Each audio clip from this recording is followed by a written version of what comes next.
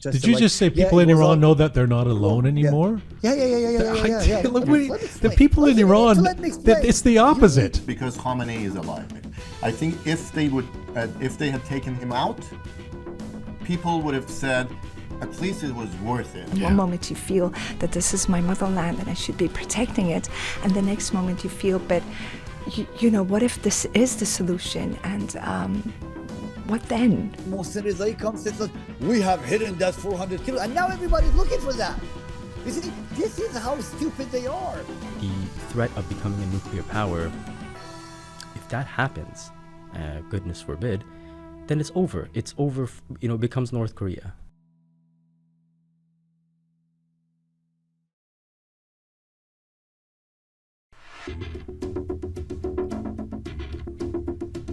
It's June 26, 2025. This is Roqe.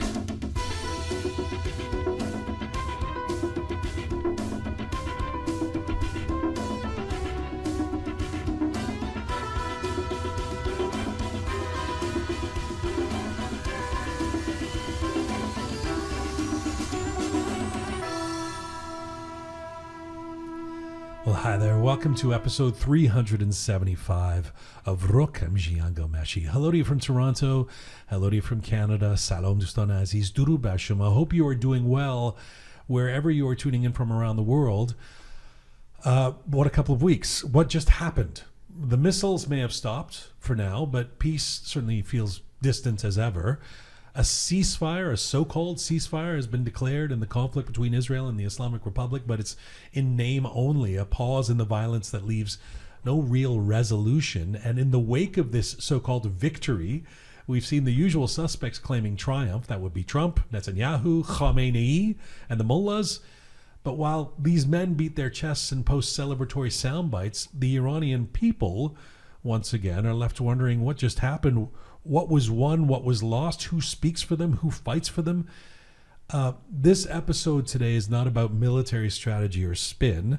There's enough of that out there. It's about human cost. It's about how we Iranians around the world are trying to process the events of the last 2 weeks. What did this war mean? What does the ceasefire really signal? Has anything shifted geopolitically, or are we simply back in the same cycle of fear and repression and false choices? And maybe most urgently, what now? This has also been a period of shaken unity, a time when instead of standing together, we've seen Iranians attacking each other on social media. What does that say about the state of our so-called opposition? Are we drifting even further from the dream of real change in Iran, a dream that we know over 80% of Iranians continue to believe in? It was only a few days ago that Crown Prince Reza Pahlavi, for example, declared that the regime was on its knees. It felt briefly like something was shifting, like collapse might be closer than ever. But now, just days after the ceasefire, the mullahs seem emboldened again. A new wave of executions, arrests, and internal crackdowns has swept through Iran. Was it naive to think the regime was about to fall, or is that still within reach, just delayed, not derailed? To explore all of this, I'm joined today by a compelling and diverse panel. Bahador Alast, the popular YouTuber and cultural commentator, is here with me in the Roqe studio. From Istanbul, we'll be joined by athlete and social observer Picasso Moin. And from Toronto, via Zoom, lawyer and political analyst Sadeq Bigdeli. Then later in the program, acclaimed psychotherapist Shirin Amani Azeri joins me for a deeper conversation on the emotional and psychological toll this relentless state of unrest continues to take on the Iranian people. We will get to all of that, but let's go right now straight to our panel. Bahador Alast is an Iranian Canadian based here in Toronto. He's a full-time engineer and part-time YouTuber. His channel, Bahador Alast, has grown to be one of the most popular channels in the world, focusing on languages and culture. Bahador has always been outspoken about the situation in Iran and now joins me in the Roqe studio. Hello, sir. Hello, happy to be here. Nice to have you back, although you're always on the show when there's crisis. We need to bring you when there's happy times at some point. I feel like whenever something goes wrong, you just give me a call. You're like, can you be here today? I'm glad to have you here. Ahmed Moin Shirazi, better known as Picasso Moin, is an Iranian kickboxing champion, entrepreneur, blogger.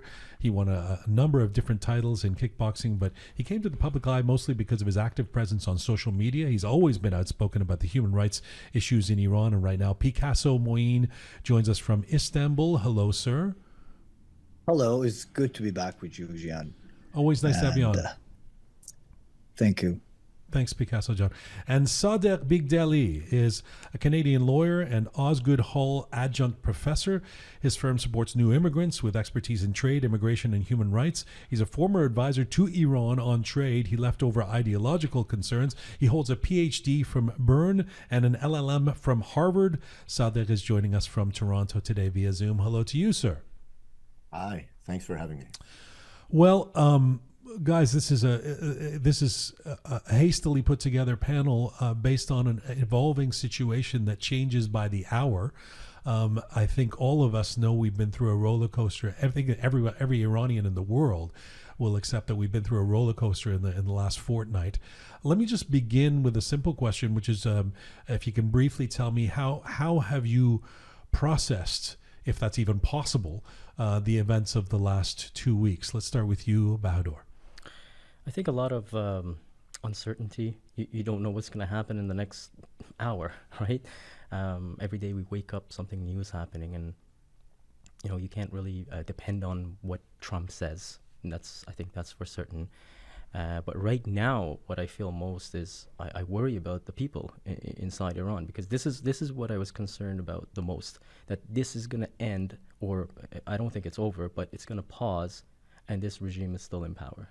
Because right now there are so many people who, just because of a social media post or something, they get arrested, and you don't know what's going to happen to them. So this is what I worry about. Right now, my biggest concern are the people, the innocent people who, could get rounded up, and you never know, they could even get executed. Yeah, gotcha. Picasso. Well, this has been crazy, and the thing is that there are a number of things that we have to look at. Number one, for me, Islamic Republic has collapsed. And this is, like, I can't believe what we witnessed in the last 2 weeks. And 45 years, 46 years of death to this and death to that, and challenging every superpower and every major country in the region, and challenging the whole world. And at the end, what are they? Like nothing, like hot air. And as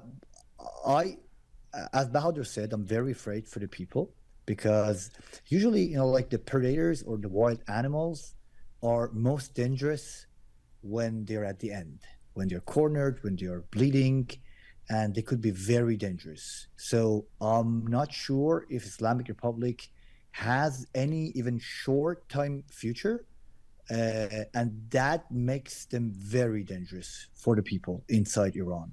Sorry, the regime has collapsed, but oh yes, but hang on, but there. I mean, there were a number of executions yesterday.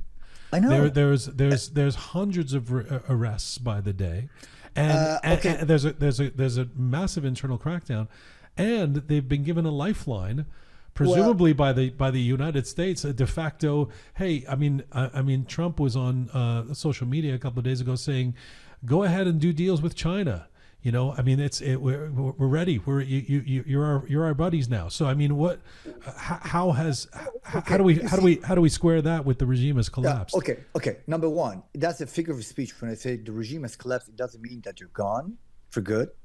But the thing is that, imagine they've been calling Israel, they've been calling America, they've been having this pose of being a superpower, where they could not even shut down a single aircraft. Right now, Iran's air is like the backyard of Israel, and this ceasefire is very fragile.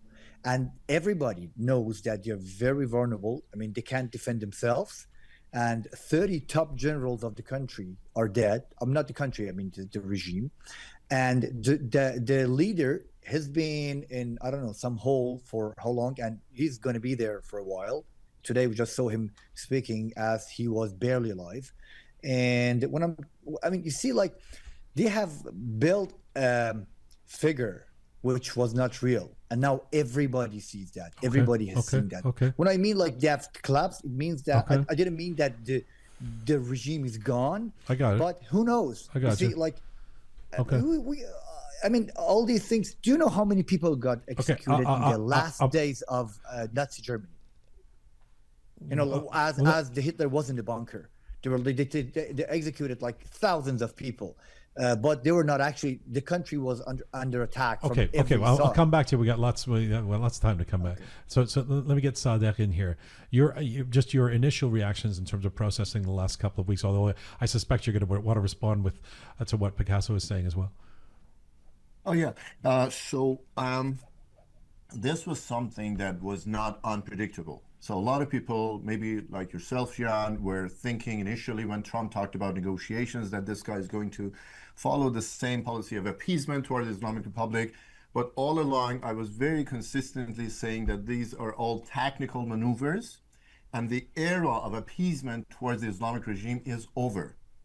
And the first and foremost thing is that all the powers in the world are fed up with the regime's at least threatening nuclear policy. For some time, there were friction between different poles of powers, whether they want to tolerate the Islamic Republic, Israel included, because there was some sort of a utility to the Islamic Republic's antagonistic behavior. Okay, sometimes empty slogans like this to this, this to that. We paid a big price for that, but for other countries, regional countries, each of them made some sort of a profit out of that that we can go through. But that era was over, and I was expecting for these direct attacks, military attacks towards Iran's nuclear facilities to be happening, and those negotiations were only technical maneuvering. And now we are at the same juncture. I don't think that I agree with in a sense with Picasso that at least the regime, as it stood before 2 weeks ago, cannot survive anymore. It faced its first real existential threat from outside that it couldn't believe, because with the likes of Javad Zarif and the diplomats, they always thought that they can talk tough, but at the end of the day, they can give some concessions and work it through. And that didn't happen with Trump and Netanyahu. And the reason for that but this is a very, I mean, setting aside those who have major issues with the fact that Iran was bombed and people's homes and lives were affected, etc. Setting that aside, that's a very optimistic reading of what's going on here, is it not? I mean, couldn't you? Isn't it a more obvious take to say we've eliminated the supposedly let's take them at their word. They've eliminated the nuclear threat. They've eliminated the sort of threat of attack, and having done that, we'll leave you in place. We'll continue to enable you. We'll even make it easier for you to continue to survive by lessening the sanctions or allowing trade with China. All of the things that we had hoped that wouldn't occur, because we don't, at the end of the day, really care about peace and democracy and the people of Iran. We just want to make sure that there's no threat and we can do a better. I mean, the President Trump said just a few days ago, these guys are people I could do business with, which, I mean, it's not a surprise, right? He said that about the leader of North Korea as well. So, and to take them at their word, if it's America first, we don't care about the people inside Iran necessarily. They have to figure out the things that they want to figure out. We all believe that change has to come from inside the country with the people of Iran, but we also know that it's going to be a lot more difficult for that to come when the regime is enabled by foreign powers. And that seems like what we're back to. Would that not be the case, Sadeq? No, I don't think so. So first of all, we have two models of foreign policy towards the Islamic Republic. The Democrats and the JCPOA, Obama/Biden type of people, and now Trump. So obviously we all know that by talking human rights, speaking about also like democracy and freedom, that's not going to happen automatically. That's number one. Right. Number two is sanctions. When Trump talks about removing sanctions, what I'm saying is that from Trump's just 4 years of first term in power and now the past 6 months, it's very obvious to me that that's also empty talk. That is the way that if you read Art of the Deal by Trump, he is using all the time this strategy of intentional ambiguity. And that is the best way for making sure that the Islamic Republic doesn't know what the hell to do. And that's what's going to lead to their collapse. And I can explain to you how it works. What I'm not arguing, Jian, and I agree with you, is that Trump is looking for, is going to bring us democracy, and obviously not Netanyahu. That is not the case for anybody, like even with Kamala Harris or anybody else. Yeah. There's a human rights industry. Yep. And there's all sorts of things. But so what I'm saying is that there is a consistent principle embedded in Trump's policy, and that is number one, zero nuclear tolerance. And that didn't exist at the time of Obama, because if that sort of appeasement through a second version of JCPOA would be continuing, we would run the risk of having a nuclear Islamic Republic, which would be then the North Korea that you talked about. Okay. And that has been gone. We cannot, that's a very good thing, not only for the world, but for the Iranian people. The Islamic Republic's nuclearization, the potential for becoming, possessing a nuclear bomb is over. Okay. And let me come back to very important stage for bringing democracy and all I sorts got of you. Bahador, let me first allow you to react to what you just heard from Picasso and Sadeq. Yeah, I think for the most part I agree. You can't read too much into what Trump says. He'll say one thing and then he'll come back the next day and say something completely different. Being ambiguous as was mentioned right now, and that's part of how he is. That's just his style. But there's no question about the Islamic Republic having become much weaker than it was just 2-3 weeks ago. The threat of becoming a nuclear power, if that happens, goodness forbid, then it's over. It's over, becomes North Korea.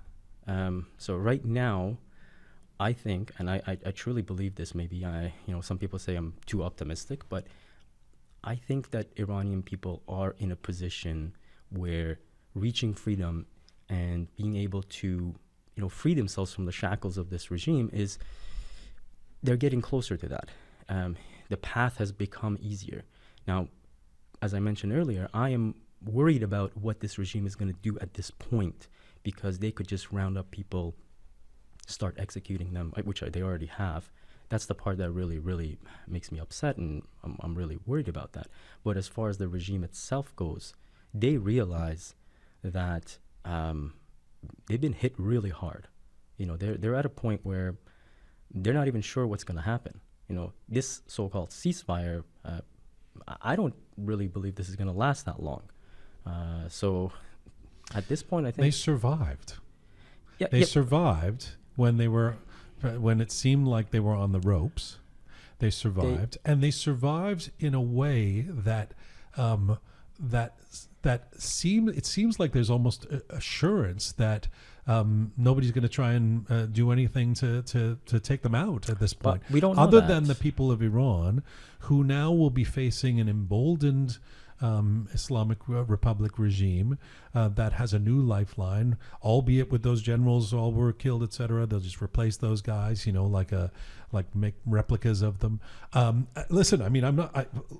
To be honest, listening to the three of you, I'm actually surprised that my diverse panel is all.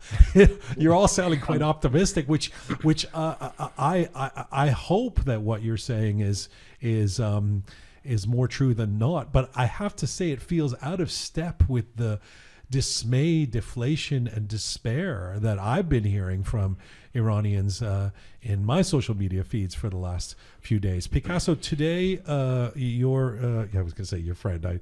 I sarcastically, I won't even say. Khamenei declared victory and says the Islamic Republic delivered a heavy slap to the U.S.'s face. This, of course, gets reported in the Western media as if it has any validity. But what do you make of that?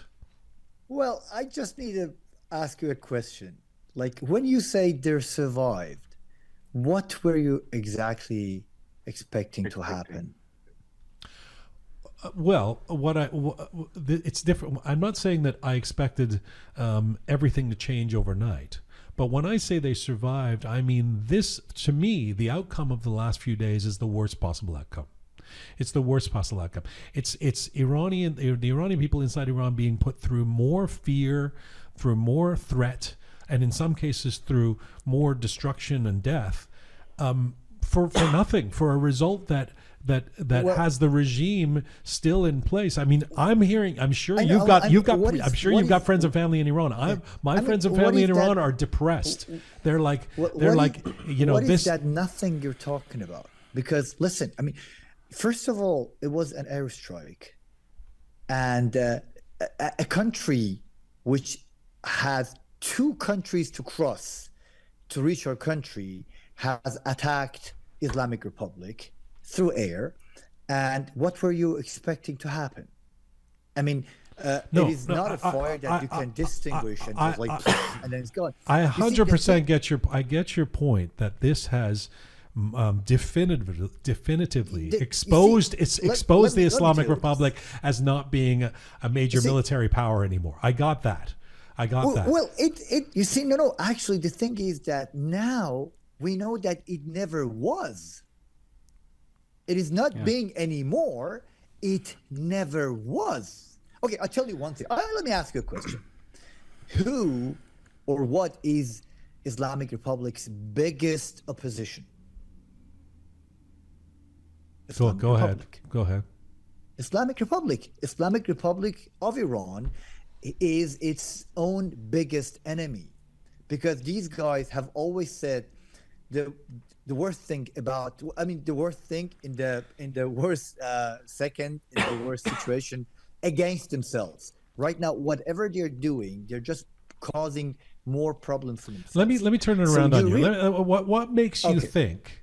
What makes you think that today we are any further towards the end of this regime that we've been exhaustively talking about, for the last 46 years, of how will this and when will this end and how will the change come? What makes you think today? Let me finish. What makes you think today we are any closer than we were a few months ago? Okay, I tell you, many things. Number one, people in Iran know that they are not alone anymore. Because if you talk to people deep down, the people always believed that mullahs were brought on by foreign powers. They always believed that, although they forgot that how many millions of people were on the street. They just Did you just say people in Iran know that they're not alone anymore? Yeah. The people in Iran, it's the opposite. Iranians around the world, including us, realize that we are alone. Yeah, because we are out. I'm in direct contact with the people in the country. Because so am I. I'm very close. They don't. You see, I'm very close. Let me finish. Okay, sure, I'll explain it. And then you can say. You see, the thing is that we always, the people in Iran always thought that the powers of the world wanted mullahs to be there, and now they have seen that the very same powers now have attacked them. Now they know that these very powers don't want them anymore. Because otherwise they wouldn't have done that. You see, or they said de facto, we'll take out a couple of your installations and let you stay in power. It is not what happened. And let China buy your oil. It is not what did China even bought the oil? No. Look what the laws that they passed at the same day after his speech. This is Trump talking. Well, Trump talks like that. He's been talking like that his entire life. He just said they actually hit Israel very hard. He's talking about things that he even doesn't really know about. He just talks about things, and that doesn't mean anything. Look at the bright future. They attacked, and they shot up. They shot at the gate of Evin prison. They attacked the Sepah Ansar. They attacked Sepah Sarallah, they have targeted, they attacked Fatah police. So Picasso, John, Picasso. So to the person who, I posted a video 2 or 3 days ago saying, at least one takeaway for me is the spirit of the Iranian people, that no matter how much we go through, especially those inside Iran, but for all of us around the diaspora, no matter how many negative Alban, Green Movement, Massa, all people still believe in change. And a friend of mine wrote to me from Iran who saw that, messaged me and said, I wish what you were saying is true, but there's no hope anymore. People don't have hope. Actually, they're resigned to this regime. That's the way some people are feeling. So what is your don't respond to me. What is your response to my friend in Tehran who says that? Your friend said that while being bombed. No. This is 2 days ago. For what it's worth. The echoes. The fighter jets coming. You see, like the last night after the ceasefire was called on, two friends of mine wrote me and they said, like, Picasso, maybe we don't see each other anymore. So this is a goodbye, because they said it was so terrifying. And of course, what we were expecting, that the people could come out on the streets while being bombed and being in this kind of, when they don't have even a bomb shelter, nothing being made for them, and they have been asked to leave their cities and get away. And see, what the people now know is that, I can tell you this way. You know that this regime is corrupt. Everybody being involved is corrupt. And they have been gathering money, stealing, doing. Why do you think they have saved the money? To become martyred and shaheed? No, buddy. They have been saving so that they be able to spend it. And now they know that this is shrinking, this is getting narrow and narrow. If they want to do that, they need to way out. They have to leave. They are very fragile. They can go. You see, wait till next movement happens, which is going to be any day soon, because they are not. You see, they started very well. They started very clever with the Seda Osima when they started calling all people together, Akhund و غیر Akhund, this and that, and look what you're doing now. Sadeq, you're just back. Go ahead. I think I agree with you, Jian, that the level of depression at this stage in the Iranian community, inside and outside, is very much similar to after Mahsa Amini failed out, but this was more acute because it is, I call it collective dopamine. Dopamine goes high and high, but the way it drops, it makes you more down that you have ever been. But there's one single reason for that, and this is my take. And the reason for that, and it's legitimate reason, is because Khamenei is alive. I think if they had taken him out, people would have said, at least it was worth it, and they would have felt like, wow, some sort of it was all good. People were expecting for that to happen at the very least, and people were really, really hopeful at a certain stage when Trump tweeted about, we know the so-called supreme leader where he is. And I also thought that was going to happen, and I think it was going to happen, but for some reason that I can understand why, it was postponed. I don't think it's not going to happen at a certain point. I think either he's going to die on his own or he's going to be taken out. But that's one reason why people thought, even now, he's still alive. But in the long run, as people who are responsible for our own, future, we have to get used to this high and lows of dopamine kind of, activism. And because soon, I agree with Picasso, that soon things are going to happen. And this is a chance for us to get back together and find our unity, because as you pointed out very correctly, people quickly get confused about what the hell they want. They don't understand. They don't know what the hell they want. They don't want war. Some people, obviously, nobody wants war, but but they want to overthrow the government, and they know that they cannot do it with empty hands. They don't want reform for a long time. They don't want a lot of people say crown prince is not the right option. We don't want monarchy. They don't want anything. They just want for democracy to happen overnight without even thinking how it's going to be achieved. And now people have to put their heads together and say, this is a war against the Islamic Republic. We are going to get any help that we can get from abroad. We're going to put ourselves together, left and right of the political spectrum, whoever is against the regime. Let's join forces. So this is the time for us to think through that, so that the next chance that happens, that I agree with Picasso, is sooner rather than later. We're not going to go through that sort of friction. But there's something else too. And the something else is that there are Iranians, not just in Iran, not that 10 to 15%, some of whom are on the payroll of Sepah, etc. There are Iranians in the diaspora who are pro-Khamenei now, who are pro-Islamic Republic. I have never seen this before. Growing up in England and then in Canada and attending Iranian events and rallies and things like that for the last 25 years, once the community became big enough to have those kind of things. I've never seen this before. I've never seen the level of overt support. Somebody who's going to carry an Islamic Republic flag in the street. Some of them are bots. Some of them are non-Iranians who have political agendas, etc. But some are Iranian. I've seen them in my feed. They've yelled at me. I never thought the day would come when saying something anti-Khamenei would be a dangerous thing to put on social media. Would get you a bunch of backlash, and it seems like there are so many dimensions to this, including an ideological dimension of extreme anger and dislike for Israel. Some, because they have a political position on Israel and the war in Gaza, are project that onto this and say, well, the Islamic Republic is fighting Israel, so the enemy of my enemy. It's all that.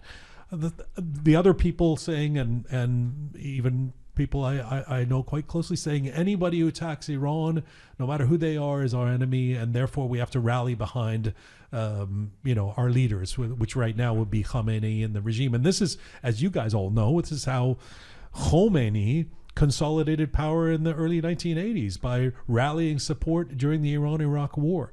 This is an element I haven't seen before, and it's quite alarming because it really derails the notion that everybody's on board. The thing that seemed like it was coming out of Mahsa Amini before the circular firing squad of the opposition, etc. That feeling that, okay, we're all on board now, no reform, and we want to see change. Bahador, I know you've been putting out surveys and asking people their opinions. Have you seen this trend I'm talking about, and what do you make of it?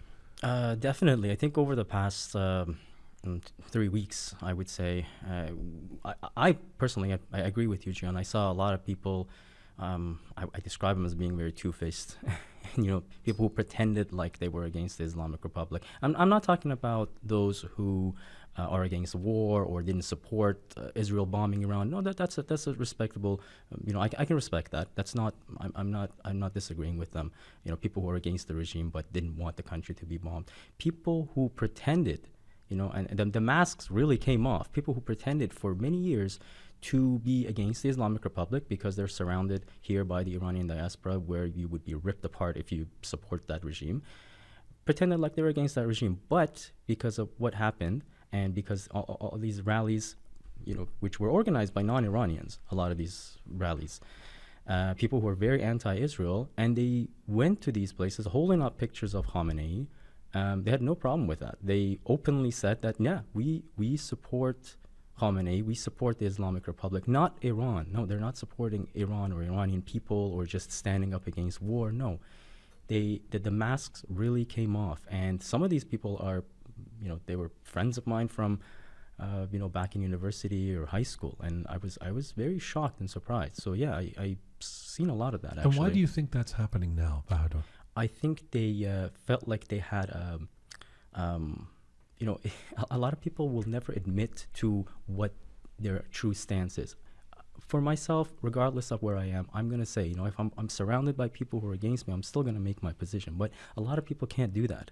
If they feel like they're in a position where, you know, 90% of the people around them or everybody around them is against something, they're going to pretend like they're against it too. And that's what happened during the Women Life Freedom movement. A lot of Iranians here in Toronto just said, you know what, we just act like we're against the regime too.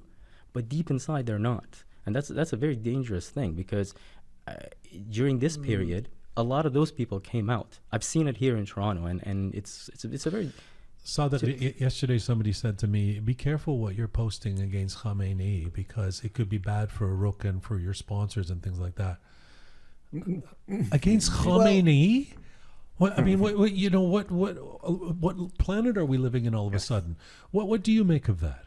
Okay, so right on the day of October 7th, I tweeted and said, this is going to be distinguishing between the liberal left, who believe in the liberal principles of democracy and freedom, and those progressives who are actually the radical left, who mostly believe in anti-imperialism and that sort of anti-colonialism. And that exactly happened. And the great thing about, if there's a good thing about the war, this 12th day showed exactly had a similar effect. Those who showed that even they belong to the left and they are critical of Israel or whatever, they still believe first and foremost in democracy and they are against the Islamic Republic. And those who said they were against the Islamic Republic, but their priority was, you know, being anti-Israel, anti-colonialism, anti-imperialism. And that's a good thing, I would say. The same thing happened about pro-Palestine protests. Those who supported Hamas, not shy anymore, very openly. And those who said, no, Israel has a right to defend why is itself. Why is that a good thing? Yeah. I think it's a good thing because we have to know who is our ally and who is not. And when it's not clear who's your political ally, who's not, you can never really be effective. And now we can know, for example, maybe there are people in the left that I would be personally critical of, but now I know that they are my friends. We can have disagreements about policy, economic policy, and so on and so forth. But there are those people, as our friend here said, that they belong to the camp of Islamic Republic. They used to be in the camp of Hassan Nasrallah and Hamas.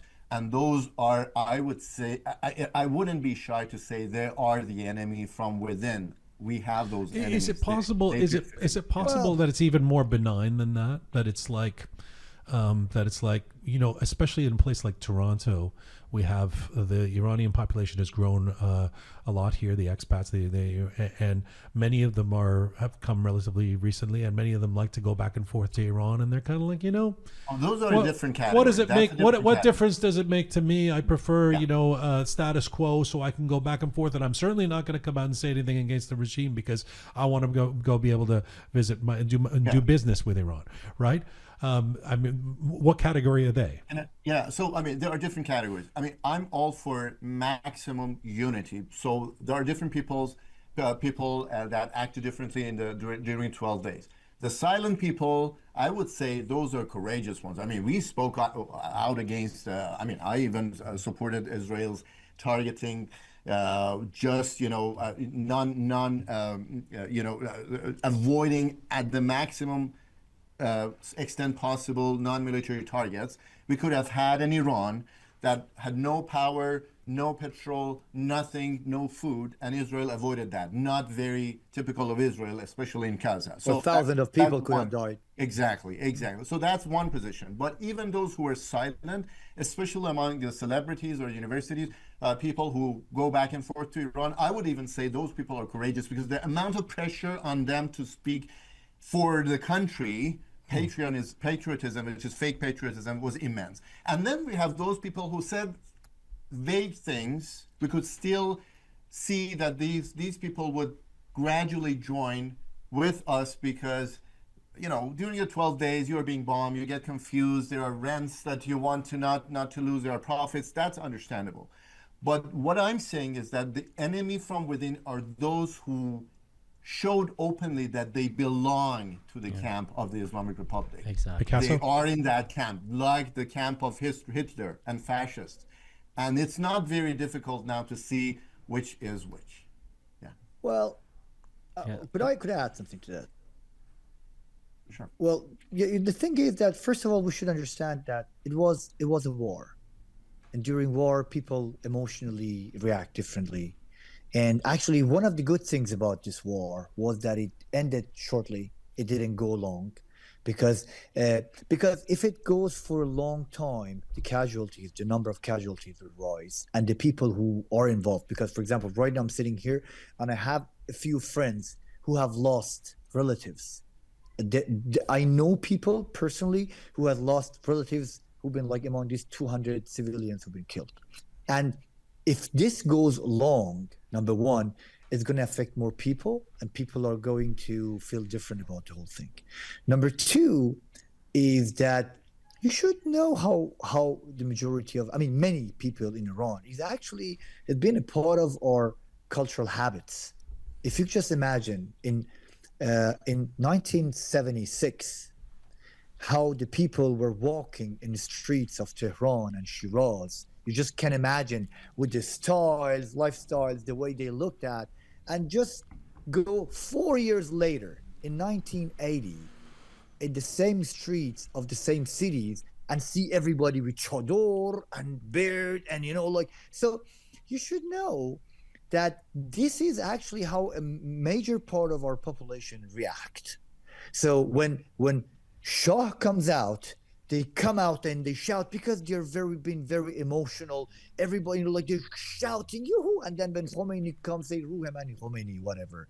And these are the emotions which are coming along the events happening. Like there was an attack, a sudden attack that people were surprised, and there were explosions, and people living out of Iran, it happens quite often that they forget about things that happened in Iran, and what they see is that it's Israel and now is Islamic Republic which is fighting against. And if you would watch certain news agencies or TVs, they were, or for example in Europe that was the case, many Europeans were like supporting Iran because finally somebody was bombing Israel. And it was not on their cost. Well, you did a sort of a small history lesson there. I mean, part of that history as well is that the Khomeini, especially the Khomeinists, the Islamists, consolidate the revolution in the period after 1979, 1980. For a certain section of the left around the world, they became a cause célèbre. That this was considered one of the great revolutions of history, a people's revolution, exactly. etc. And that's what's happening right now. Is I'm suggesting that a section of the non-Iranian, when you talk about the weakening of this regime, not in the eyes of a certain left-wing section of pundits and activists who actually see Khomeini and the Islamic Republic as a cause célèbre now, as something to support. Of course, it happened on that level. It's not happening in that level. Number one. Number two, things are happening in Iran. It doesn't matter what Iranians outside of even we have had rallies where 60,000 people were on the streets. Fair. What happened in Iran? Whatever has to happen. Fair, will happen. But I never thought I would hear on a program, on a national program in America like The View, somebody making the case that it's not that bad in Iran. These people, we all have, our issues like in America as well, and it's not that bad in Iran. In other words, they were so caught up in being anti-Trump, which is understandable on some level, so caught up in their ideological position on what's happening in Israel, Gaza, etc., that anything that the Islamic Republic does to be opposing these people makes them the heroes and the underdogs, which is right out of the words of the mullahs themselves. We're the underdog country. That's not exactly anything, because don't worry about that. Mullahs are going to ruin that up very quickly. You see, that's what I told you. They are their own biggest enemy. You see, right now, They just called off. They said like the photo was destroyed, and then Mohsen Rezai comes and says, "We have hidden that 400 kilos," and now everybody's looking for that. You see, this is how stupid they are. This is their nature. This is what they are, who they are, how they are. So don't worry about that. Things will escalate very soon. But I think so. I think Jian's talking about a different group of people. These are very naive and uninformed people in the Western world who are not Iranian, who are, I would say, very clueless about what goes on in Iran, and they just see one thing. They see some TikTok videos, and then they're like, "Wow, look at these guys! They're so powerful, and they're hitting Israel. So yeah, they're the good guys." You know, this is the group of people that Jian's talking about. I don't think the Islamic Republic can do anything to mess up its image in their eyes. And unfortunately, I come across a lot of people like that. And sometimes, you know, if I have the time and energy, I really do call them out and I try to educate them, because they truly are misinformed. They really don't have any information about what goes on in Iran. You know, you tell them a few things, they're like, "Wow, really? Is that what happens?" I'm like, "Yeah, those are the people you're supporting. You think these are liberal values? You think this is the right way to go?" They really don't have the knowledge, and I think we just have to play a bigger role in trying to educate people. And that's the reason I always definitely agree with you. Yeah. Let me bring up one final topic. I know I can't keep you guys here forever, and I really appreciate the time you put in on this. And I realize I'm positioning myself as the naysayer on this in this conversation. I do believe that I'm one of those people who believes that change will come, and so, but because everyone has given somewhat variations on optimistic views of what's been going on in the last fortnight, I feel like I have to push back. One of the things that seems like we all agree upon, or we've agreed upon, at least those who do oppose the Islamic Republic's survival and want change in Iran and a democratic and a secular and a free Iran, is that unity amongst the Iranians, particularly for those of us who are in the diaspora. What can we do? How can we show solidarity? Well, we can be unified in terms of supporting the people inside Iran. That was the big takeaway, if we all remember, after the fizzling of the Women Life Freedom movement. The autopsy was, well, for fuck's sake, we need to get unified. We know we need to stop attacking each other and get all on the same page. I see a great deal of disunity right now. I see people more afraid to say anything than they were 3 months ago. I see people getting attacked for the slightest, most benign kind of comment or post. I see on the one hand, Crown Prince Reza Pahlavi making statements like, get out in the streets, and there being a lot of support for him, and then on the other hand, that has become a meme, and he has been ridiculed, and people have ridiculed the followers of him that believe that could be a possibility, that when he says the regime is on its knees, that's real.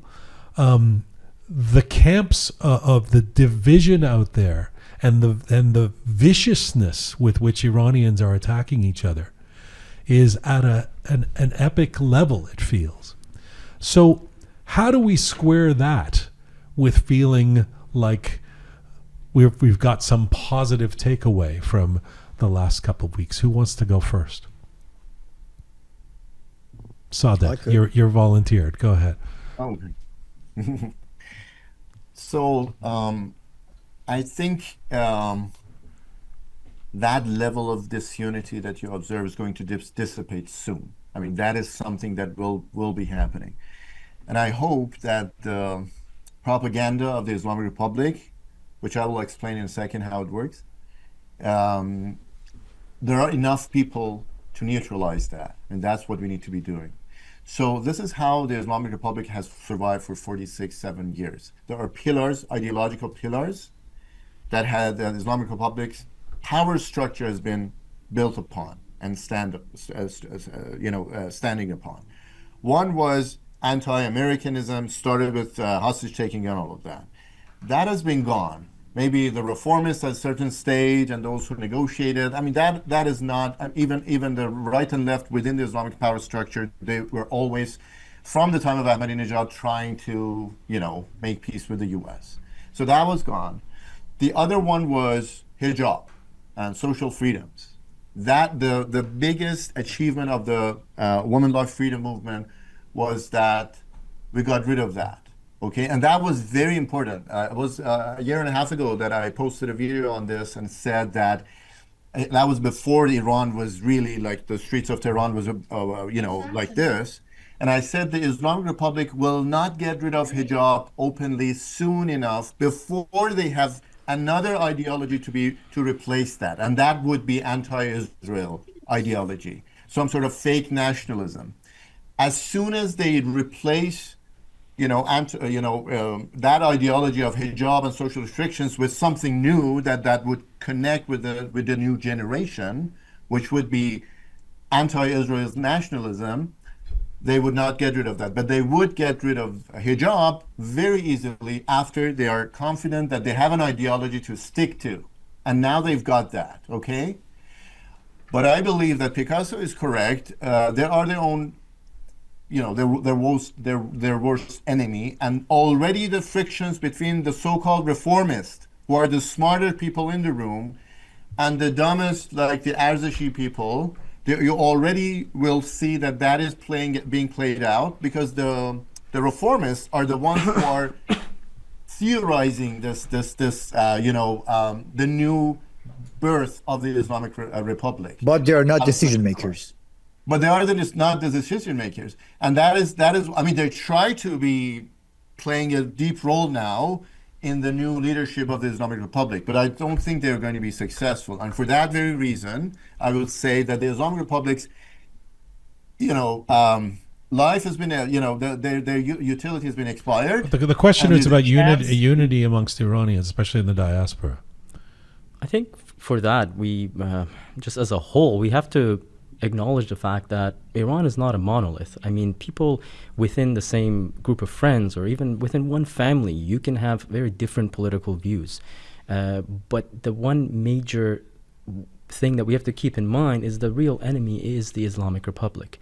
Like I said before, I can completely respect somebody who takes this position of, you know what, I'm against the regime, but I'm completely against Israel, bombing Iran. And I can also understand the person who says, you know what, I'm so fed up that I hope somebody from the outside comes and just destroys this regime.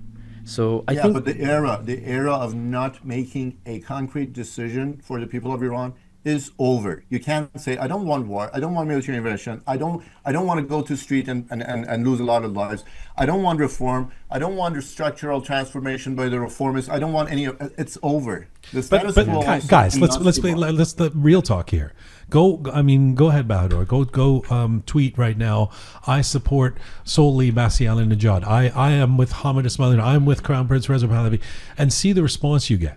It's not going to be, hey, I respect your opinion. We're all in this together. It's going to be, fuck you, well, actually, that's the wrong place to go to begin with. Well, fair enough.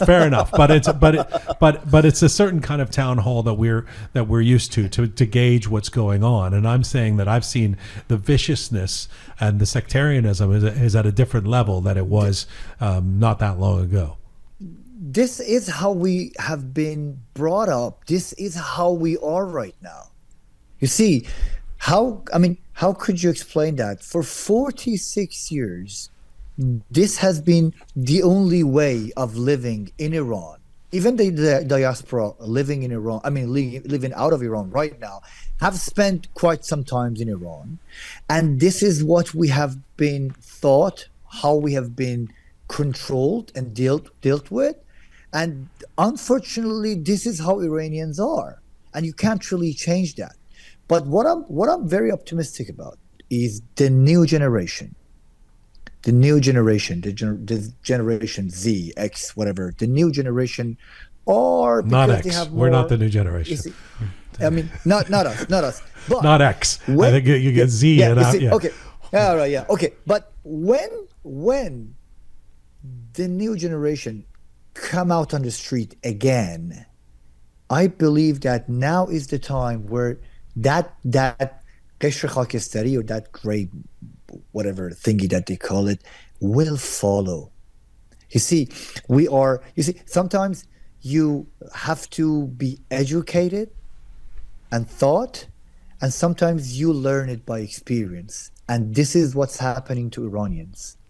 And another thing which I prefer, I mean, I would like to see more, which I've been seeing it lately, is that for the Crown Prince Reza Pahlavi to take more action as he's doing now, and playing a more effective role, as he was always, being hesitant about saying certain things, doing certain things, and now things have changed in the last few days.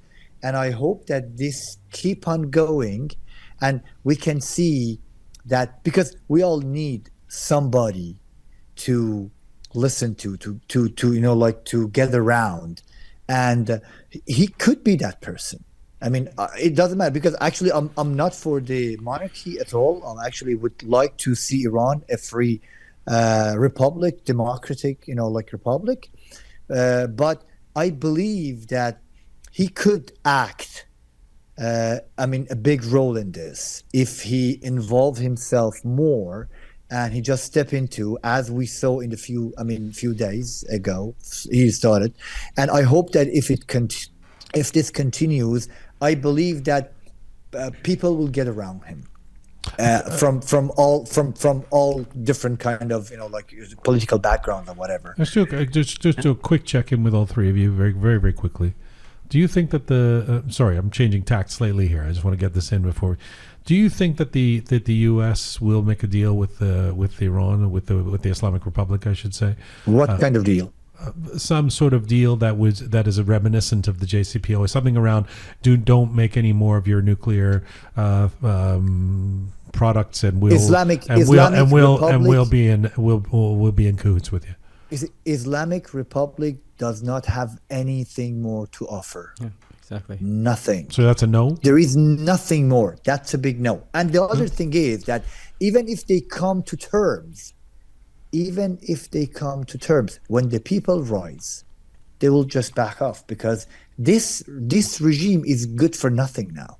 I mean, you're not making any money out of it, because now is time to build Iran, to just come and invest. Those eras, like having a puppet and scaring everybody, those eras is gone. Okay, Sadeq, same question. Okay, so a couple of good things that happened, I think, in order to respond to your question. One good thing that happened over this harsh experience was that, as I said, the camps are clear. For example, there are new grounds for new alliances, I think. I'm just saying potentially. For example, Ahmed Esmailian that we mentioned. You might have expected him to say that, yeah, although I'm happy that whatever, but I'm against foreign intervention. But he didn't say that. He expressed his gratitude for the elimination of all of those who basically were perpetrators and the killers of his family. He did. So his camp was not in the camp of the progressive leftists who we believe he belonged to. So that's a good thing. The same with Masih Alinejad. Masih Alinejad did not criticize openly Israel. She focused mostly on the Islamic Republic and the fact that that's the priority. The camps of the people who prioritize the collapse of the Islamic Republic and overthrow of the regime is more clear now, and that's a good thing. Okay, so that's number one. And also, because these people belong to, they have their own political support from certain political parties and pundits and funding groups and all of that, either you align yourself with them or you become neutralized. Now, the problem is, it's the Trump and Netanyahu, as you mentioned. Okay, Trump and Netanyahu belong to a certain very specific group of people. A lot of people, political pundits, are against them. So they associate you with them if you support whatever policy that's good for Iran that comes from them. So that's a trick that would affect. So Crown Prince Reza Pahlavi's advantage here is that right from the start, especially the last 2-3 years, he just made it clear that we need to make peace with Israel. And that, I think, made him, not because of his heritage, but because of his genius, made him the natural leader in this process. Because Israel I think, is the best ally for the Iranian people in this fight for democracy, not because they want democracy for Iran, but because they cannot survive if the Islamic Republic survives. Common interest. Yes, exactly, common interest.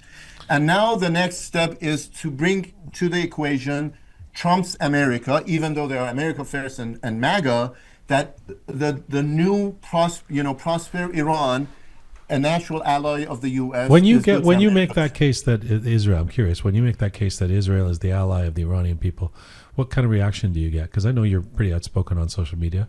What's the reaction you get? So they are very different. Those who don't even believe in the existence of Israel, that we have a lot, even within some certain far-left Iranian diaspora here, but mostly pro-Palestine people, because they are anti-Zionist, they are anti-Israel per se. Obviously, they think that I'm supporting a war crime criminal, I'm supporting a genocidal regime.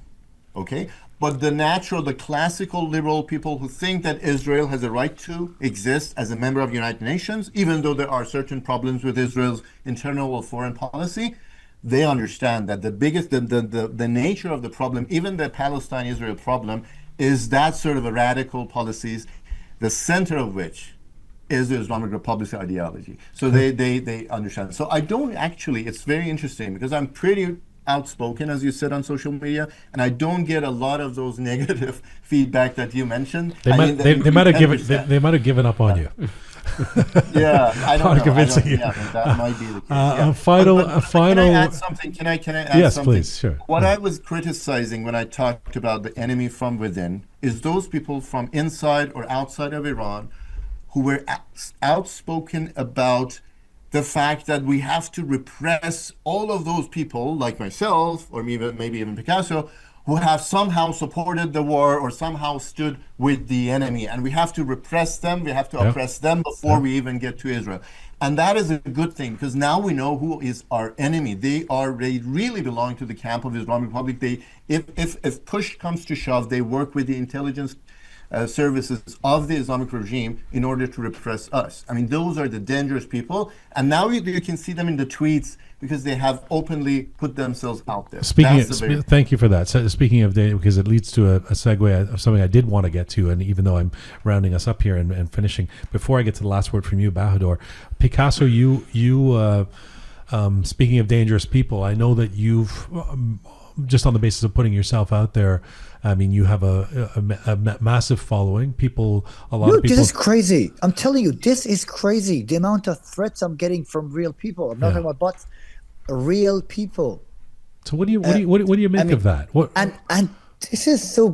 I mean, the messages are so graphic. I have 2 children, and they just go and threaten. I mean, they threaten my children so graphical, so wildly. That's who are terrible. They? Who are these people? A professor at university in Barcelona. Iranian? Iranian, yeah, of course, Iranian. Okay. Yeah. Or some people who've been like a professor, an Iranian professor in Barcelona is threatening you. I mean, associate professor. Yeah, is threatening you. That's right. Yeah. I'm in contact with the university, and they just wrote me back today. And I'm trying to just make a case against it because actually I'm a European citizen, so I'm just going to have a lawyer to just look into it. But the thing is that this is crazy. I mean, I don't know what to say, especially when I'm living in Turkey. Any idiot could just come with a baseball bat and try to sorry, can I just ask that situation with the professor in Barcelona? What was he taking umbrage at? In other words, what does he disagree with? Or presuming it's a he. What's the issue? I suppose that he thought that I'm just being a supporter of Israel, and this is the issues that many people have, because the thing is that, and it happened. Why? Because in a live I said I prefer to see things by my own eyes. I've never been to Israel. And what I have seen is that the Islamic Republic has definitely killed more children in Iran. has killed more Iranians, far more Iranians, or far more people if we add 600,000 people killed in Syria by the direct assistance of Islamic Republic. And I have seen when Israelis want to attack somewhere, few hours ago, prior, they just say to evacuate the place. And I've seen, so I try to rely on what I see and my own experience rather than the media, the things that you're saying are propaganda. And that I believe was too much. I can see that. But I'm talking about that. I'm talking about that specific person. But others, they have been calling my family in Iran and things. And thanks God that internet was not working in Iran, because the situation of my family and their position. Actually, my father is a strong supporter of the regime somehow, ideologically, and he has not seen any of my posts probably. Otherwise, he would. I don't know. But thing is that it's pretty heavy. It's pretty crazy. Yeah, you're It's quite remarkable that you're undaunted. There's a lot of people who we had somebody who was booked to come on today actually, who said I can't I'm too freaked out about all the backlash I'm getting, and I'm sorry, I can't come, and so that's understandable. People are afraid to put themselves out there, but that's also what leads to some of the silence that Sadeq was talking about earlier of some folks who are, even if they're in the diaspora, afraid to put themselves out there. Bahador, a final thought before we wrap up? Well, to come back to your question that you just asked prior to this last conversation, I don't think the Islamic Republic has anything left to negotiate. Whether they're going to make a deal with the United States, I just don't think they have anything. I think even for not just people in Iran or the Iranian diaspora, but the global powers have seen that this is just a paper tiger. They have nothing. They're left with nothing. What are they actually going to negotiate? What are they making a deal about? So what the future holds, I think, access to oil.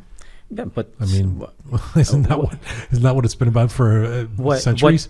How can they use that at this point? Are they gonna say we're not selling oil to anybody? Like what are they gonna? That was the threat of this, the closing of the Strait of Hormuz. Yeah, then they bankrupt themselves. They're gonna just harm themselves. Like they cannot afford to do that.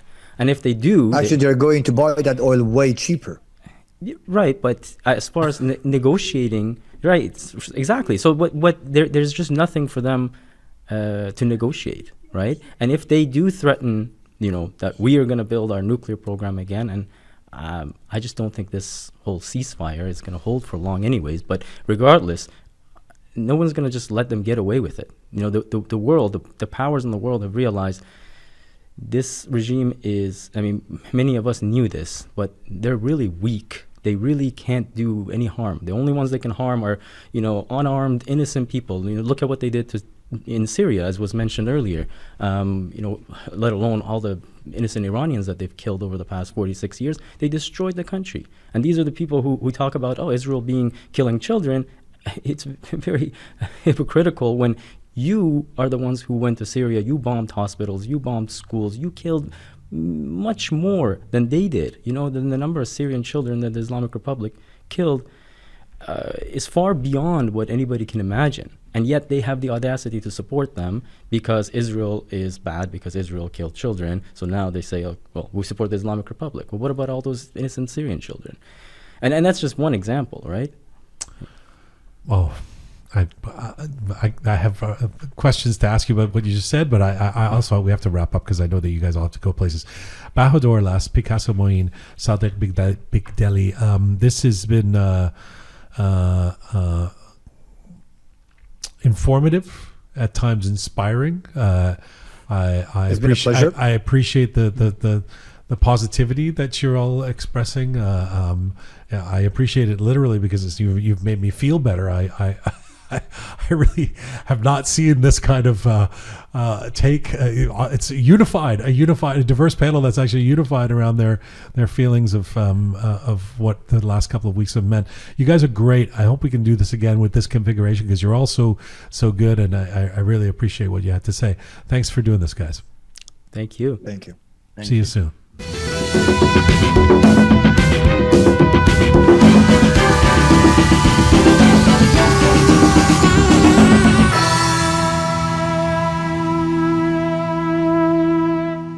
This is Roqe episode 378. What now? Well, my next guest today is an award-winning psychotherapist specializing in PTSD. She's also an author.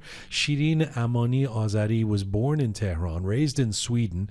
She has worked with the victims of torture and war at the Refugee Support Center and the Refugee Therapy Center in London, England. Now still volunteers with Massa Medical, which offers medical and psychological support to those who've been most affected after the Women Life Freedom Movement protests. And right now, Shirin Amani Azeri joins me in the Roqe studio. Hello. Hi, Jian. It's so good to be here. So nice to have you here, not just on the show again, but here in Toronto. Welcome back to Canada. Thank you very much. It's good to be back. You're another person. I was saying this to Bahador earlier in the show. I always feel bad that we usually turn to you, bringing you on the program when there's crisis or difficulty happening in the world or in the Iranian space at least. So apologies for that, but we need you again in this realm. What does a moment like this, war, fear, confusion, do to the psyche of a population that's already traumatized? I think to those who have been through so much, referring to the tortured community, there's a lot of flashbacks, there's a lot of repetition of PTSD symptoms, obviously, but also there's a lot of, as you say, mistrust. Who do we, turn to now, especially when there was so much hope in the beginning that this was the beginning of an end. So there's a lot of fear, there's a lot of isolation. I feel that it was such a heated, passionate time of everybody just feeling what they felt and expressing all the emotions, using their platforms, whether it was social media or going on rallies and expressing themselves, and feeling deflated, feeling that there was no... A lot's happened in just 2 weeks, and wildly different reactions. And one of the things that I said at one point on social media, and was really the only thing I felt like I could say, because I was trying to organize my own mixed and messed up thoughts, was whatever person of Iranian descent anywhere in the world, whatever their reaction is to the current events, is okay. Yes. Because how can we control the way people are emotionally reacting to something that is so epic and major? And the truth is, some people were feeling devastated while others were feeling, well, great, okay, yes, this is what I wanted, attack the regime hotspots or whatever. And it felt somehow wrong to be policing that in terms of saying, no, this should be your emotional reaction. When there is that toggling, that roller coaster of, as you just talked about, hope, fear, that type of thing, how does that affect our emotional stability? I feel that there is a lot of passion within us as Iranians.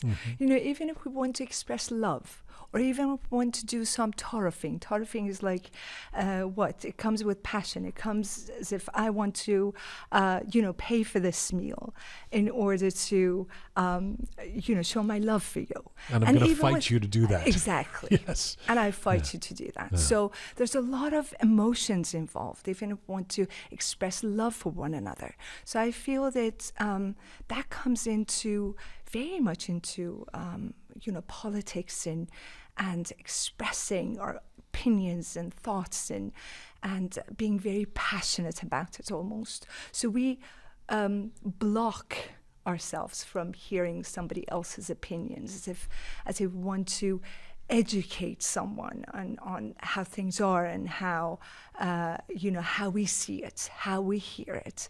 So mainly it becomes sort of like even within one household, two brothers, two sisters, or a son and a mother have different opinions, and you can immediately see that they are feeling isolated within that household. They don't talk about it anymore. So there's no space to be able to express yourself because you don't allow each other. But what if we have that conflict within ourselves? I mean, so many people have talked about mixed feelings.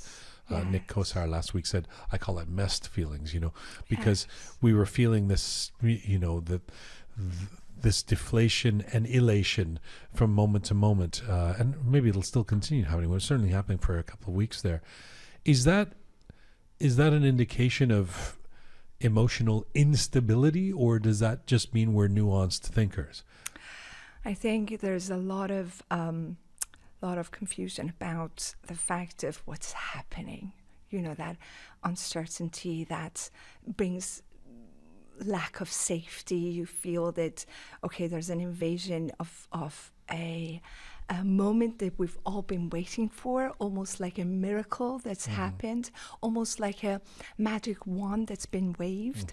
But then we're not sure what's going to happen next, who's going to take over, or if it's if it's going to be any better or worse. And then we're bombarded with opinions from not only social media, but also within families, and everyone's got different opinions. And one moment you feel that this is my motherland and I should be protecting it, and the next moment you feel, but what if this is the solution, and what then? Should we reject this? So is it okay if we have those mixed feelings? Oh, absolutely. What's important is that it doesn't mean we're messed up people? No, absolutely not. I think, as long as we have space, allow ourselves space to be able to explore those emotions, we're fine with it. What does that mean? I have to... So I think... whether it's within art or writing, or if you find a friend, it's can listen to you without judging you, or trying to educate you, or trying to even push you or drag you out of that hopelessness. Just allowing yourself to be and feel what you're feeling in that moment. It's that's that space. What is secondhand trauma that we, I'm told, experience in the diaspora? Well, I think we have a lot of that too. I think there is a lot of people who are feeling what their previous generations were feeling, a lot of baggages, a lot of luggages, a lot of revengefulness that comes with it. A lot of people have been executed. They've lost their parents, they've lost their homes, so they're carrying all that too. And I think what's very important is that we understand perhaps what's ours and what's not. So I do feel that there's a lot of that going on. Yes. There's also a lot of guilt. I've heard this from a few people. Yes. And it reminds me of the time with Women, Life, Freedom, the post-Massa Amini killing time too, where things are happening in Iran. A kid is getting killed, or somebody's being detained, or somebody's getting executed, and we feel so helpless. Yes. And then we feel guilty. Yes. How does guilt impact mental health? Oh my God. It's, I know each one of these questions is like a book, right? No, sure. But I think it's, it's inevitable not to feel guilt as an Iranian. It's just so, everything you feel and any way you feel it, even, some people would feel it when, as you say, a child will die within an, attack that you have wished for. And then you feel that, oh my God, my wish, has come true. This is because of my wish I'm that this responsible is I'm somehow. responsible for it. So you feel guilty for that. It comes with a relief, though. That sometimes you feel that even though there is a guilt involved, which is so heavy, it's just the amount of pressure that you feel from guilt is so heavy, and it's so exhausting. It's so overwhelming, so heavy. But you still feel that, there's some sort of a relief that comes with it, and you hate that relief. You almost feel that, there is a relief, and I wanted it, but then I hate myself for feeling that relief. This is an emotion that you would have to fight as someone who's constantly working with people going through trauma or refugees or what. I mean, that the notion of feeling guilt that you're in some sort of better position, either socially or economically or culturally or just as a geographically. Do you have a practice for that? Yes, we do. I mean, I'm specialized in PTSD, have been working since 2000. What's important is that every individual is so unique and is so different. So they feel guilt in a different way, and they cope with it in a different way. Even, those who've been tortured may feel that, at times may feel that, I really wish death or the same torture on the person who's tortured me. And then you go through that roller coaster of feeling that, but they were told that, told to do so. If he wasn't educated that way, or if he wasn't in need of money or power, maybe he wouldn't have done this to me. So it's a constant, roller coaster of feeling that, maybe I shouldn't feel, or maybe he was an Iranian. But how do you practice not going down that rabbit hole? Rabbit hole of guilt yourself. Oh, I see. How does Shirin make sure that she doesn't? You have to do your job. Yes, but you're constantly dealing with people who are going through extremely difficult circumstances. Yes, absolutely. I think what's important is that, we do have an education of 4 years, and obviously second year you start practicing. But what's important is that you separate yourself and your feelings from the person who's feeling it. Because if I would feel the guilt, then I'm carrying the guilt for that person. Couldn't function. No, exactly. And I'm disabling that person to feel it. So the feeling belongs to that person I'm working with. That would be wrong altogether. So what you're doing is to look at that guilt that belongs to that person. He or she needs to carry it in order to be able to cope with it, learn to cope with it. It's theirs. If I take that away, and if I feel it for that person, they feel great about it. They leave the room, and for the year that we have ahead, they feel wonderful. But then afterwards, they haven't learned any techniques into how to deal with their emotions, whether it's guilt or any overwhelming kind of emotions. Is there a simple technique that if somebody's listening right now that can it be taught that way or no? No. This has to be. Yes. You have to do the real work, as they say. Real work. But we just finished this panel where we were talking about the divisions within the diaspora, within the Iranian global community, and the infighting and people yelling at each other, which seems to have ramped up in the last fortnight. Like, it's just so much of that happening. Is infighting among Iranians a response to trauma itself? I don't want to victimize ourselves as if everything's blame things on trauma, but is that a manifestation of it? There's a lot of emotions, heated discussions. Yes, and I think it could be, but I feel that because of no space of dealing with those emotions, and when you get into that bubble, I feel that people still feel guilty about taking rest and taking a break from those emotions, as if you constantly have to be involved, constantly have to be or even attached. posting. Exactly. I was saying earlier this week, you don't have to post. This is it. You don't have to post every day, but No. people feel like they want to say something or do something, I guess, or That is, use the moment maybe. No, absolutely. But I also think that it's because one feels so powerless. They see the platforms as if taking control and trying to have some sort of a space to educate, to have a release of their emotions.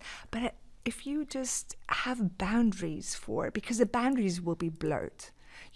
Many times when you're so heated with emotions, the boundaries are very blurred. You don't think properly. You're full of emotions. You take decisions that are not really right decisions. So when you take a break and when you allow yourself some space to breathe, it's then that you can sort of try to figure out even your emotions. But how do we stay engaged? I mean, again, this reminds me again of 2 or 3 years ago during the Massa Amini period, we talked about doom scrolling, Yes. people just constantly on there. Yes. And the last couple of weeks, the number of people who said that that's all they've been doing. It's Yes. sort of at 3 a.m. in their bed, instead of sleeping, just going through Instagram, going through Twitter, just going and seeing over and over again horrific reports or possible reports or breaking news or that type of thing. How do we... Obviously, we don't want to burn out, but we also want to stay engaged, right? Yes. You can't say to my mom, "Don't look at the news," sure. right? So how do we navigate that? It's a discipline that comes with practice. You just need to allow yourself a discipline, and it is simply a discipline to be able to set boundaries and say to yourself, like when you're having, exams, I'm going to delete that app. I will turn on the TV when I feel that I'm in a position of listening to it, and I don't need to constantly be on that platform in order to be Delete able to an rest. app. That's crazy talk. How dare you? I'm not deleting any apps. You can still go on. My it addiction through runs Safari. that deep. I'm not. But yes, you just need to practice that in order to protect yourself and others around you. To be able to, it's total powerlessness when it comes to listening to news, constant news, and not knowing the lack of safety, the uncertainty, the exhaustion. You just need to be able to rest and then come back to it and not feel guilty for it. I hear many people say, call each other Vatan Furush, as if if you're not constantly on that platform, then if you're unaware of what's going on, or if you've allowed yourself some rest, then you are not with it. You're not totally engaged. I don't need to be constantly engaged. That's a funny thing too. We had a version of what happened of this. This was much more pronounced 2 or 3 years ago, where at the height of the protests, people were poo-pooing anyone who was having a concert or, but that happened again in the last couple of weeks, where there was a great deal of judgment for anyone who demonstrated that they were having a party or were, trying to sell their goods or do whatever that's inconsistent with just a dour, sad, somber reflection of, support, solidarity for people inside Iran. And I understand that. I mean, I certainly, a friend of mine wanted to post pictures of some birthday party. I was like, I don't think this is a time for you to be posting that. But on the other hand, it also seems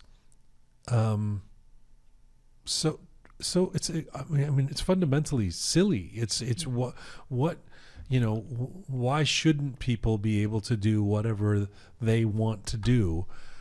I shouldn't hold someone emotionally hostage and be mad at them for not reacting to something the way I wish them to react. And so if they want to go to a concert, they should be able to have bottle service at a club, even though some of us are freaked out and scared.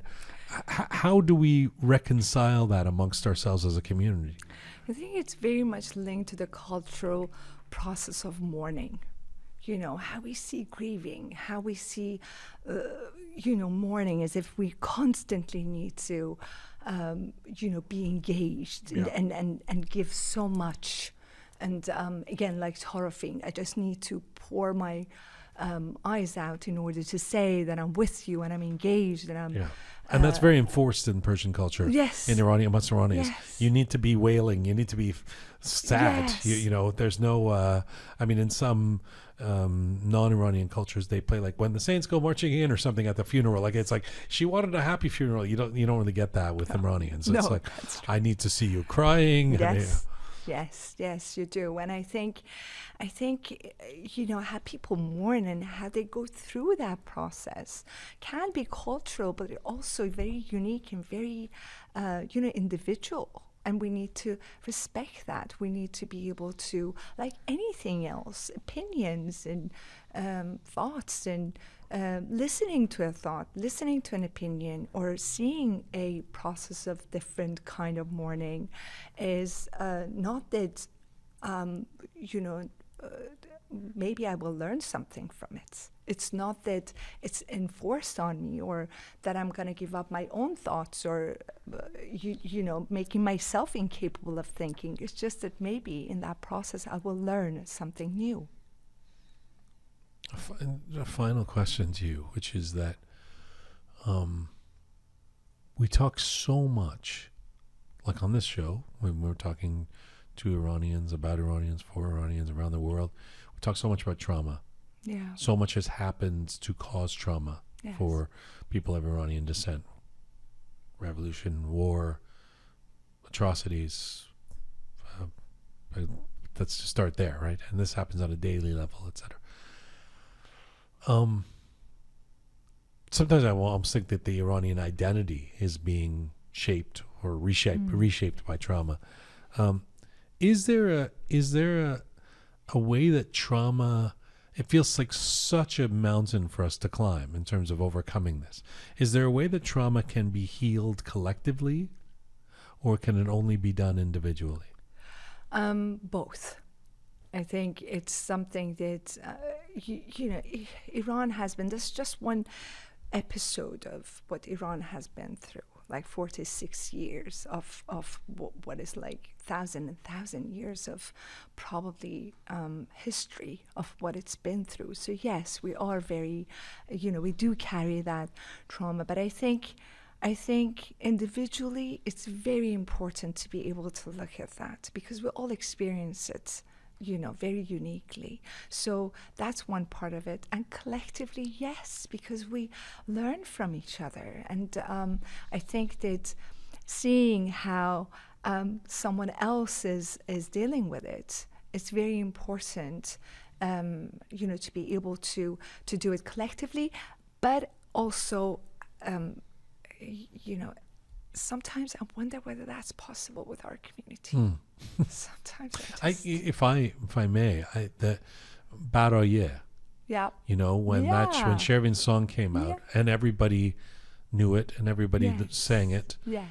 That felt like catharsis. That felt like a collective moment of healing somehow. Yes, in fact, a lot happened during those protests that felt like a coming out of emotions that were, it unfortunately didn't end in an inspiring way. But you're so valuable, you're such a valuable resource. Not to only think of you in those terms, but I mean, I very much appreciate what you do and that you can be a voice and that you can come on a program like this and help us. Thanks for being here. Thank you, Jian. And I really appreciate your platform. What you're doing is great. And you are such a genius. No. Thank you. You are. That's kind. Thank you very much. Thanks, Shirin. Thank you.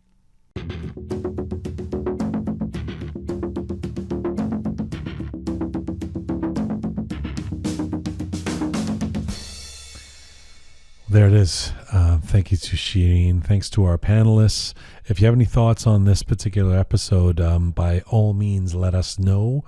You can email us at info@roqemedia.com, info@roqemedia.com. Of course, you can go to our website, roqemedia.com, for the hub of all things Roqe, with all of our previous episodes and all of our information there, roqemedia.com, or you can just post on any of our platforms. This is full time for Roqe for today. Thanks to the amazing team who put this show together and helped this happen on a regular basis. Savvy Roham, Tina, the photo and video queen, talented Anahita, and Super P, Super Parisa. Special thanks to Charming Kimia, the CK, Smart Pega, Methodical Kaveh, and thanks to the TRK, the Rising Keon, for your help. Thank you to all of you out there for supporting us and sharing our content. Do subscribe if you haven't done so already, here on YouTube or on any of our audio platforms. It's free to subscribe everywhere. At Roqe Media is where you can find us on Telegram, on Instagram, and on all of our platforms. You can find me on Instagram at Jian Ghomeshi, and as ever, Mizun Bashin.